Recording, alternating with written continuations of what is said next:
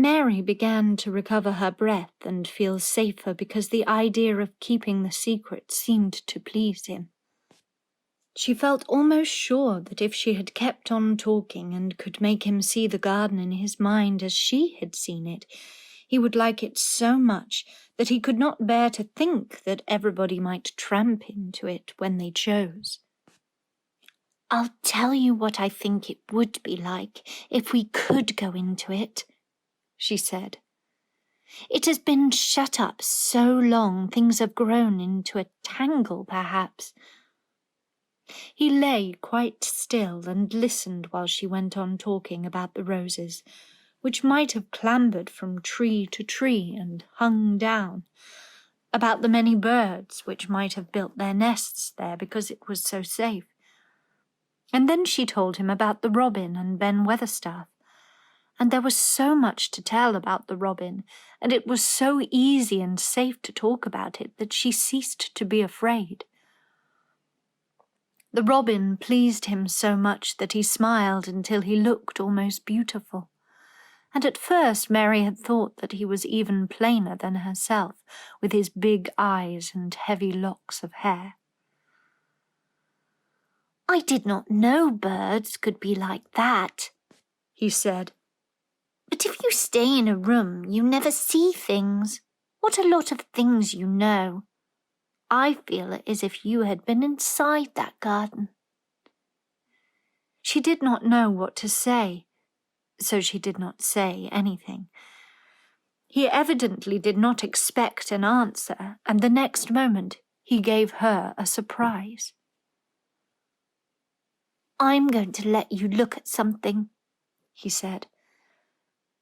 "Do you see that rose-coloured silk curtain hanging on the wall over the mantelpiece?" Mary had not noticed it before, but she looked up and saw it. It was a curtain of soft silk hanging over what seemed to be some picture.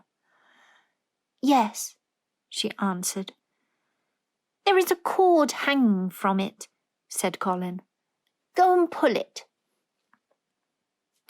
Mary got up, much mystified, and found the cord. When she pulled it, the silk curtain ran back on rings, and when it ran back, it uncovered a picture. It was the picture of a girl with a laughing face. She had bright hair tied up with a blue ribbon, and her gay, lovely eyes were exactly like Colin's unhappy ones, agate and grey, and looking twice as big as they really were because of the black lashes all around them. "She is my mother," said Colin complainingly. "I don't see why she died. Sometimes I hate her for doing it." "How queer," said Mary. "If she had lived, I believe I should not have been ill always," he grumbled. "I dare say I should have lived too, and my father would not have hated to look at me. I dare say I should have had a strong back. Draw the curtain again." Mary did as she was told, and returned to her footstool. "She is much prettier than you," she said, "but her eyes are just like yours. At least they are the same shape and colour. Why is the curtain drawn over her?" He moved uncomfortably. "I made them do it," he said. "Sometimes I don't like to see her looking at me. She smiles too much when I am ill and miserable.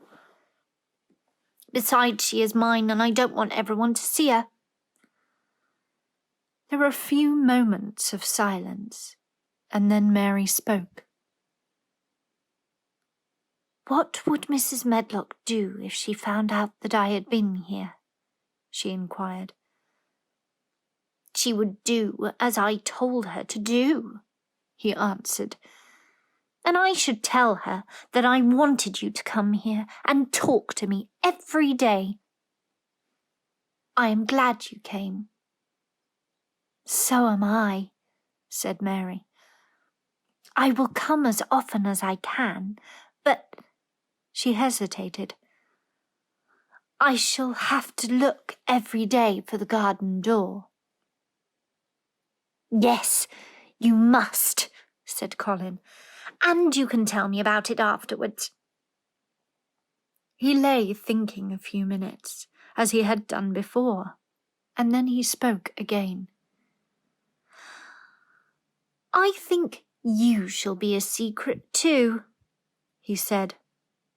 "I will not tell them until they find out. I can always send the nurse out of the room and say that I want to be by myself. Do you know Martha?"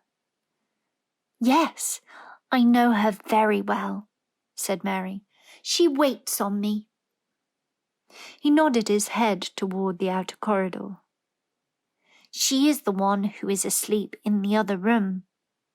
The nurse went away yesterday to stay all night with her sister, and she always makes Martha attend to me when she wants to go out. Martha shall tell you when to come here." Then Mary understood Martha's troubled look when she had asked questions about the crying. "Martha knew about you all the time," she said. "Yes, she often attends to me. The nurse likes to get away from me, and then Martha comes." "I have been here a long time," said Mary. "Shall I go away now? Your eyes look sleepy." "I wish I could go to sleep before you leave me," he said, rather shyly. "Shut your eyes," said Mary, drawing her footstool closer, "and I will do what my ayah used to do in India. I will pat your hand and stroke it and sing something quite low." "I should like that, perhaps," he said.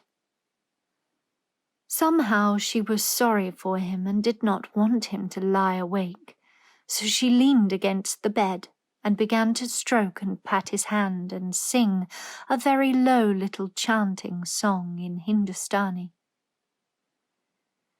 "That is nice," he said, more drowsily, and she went on chanting and stroking.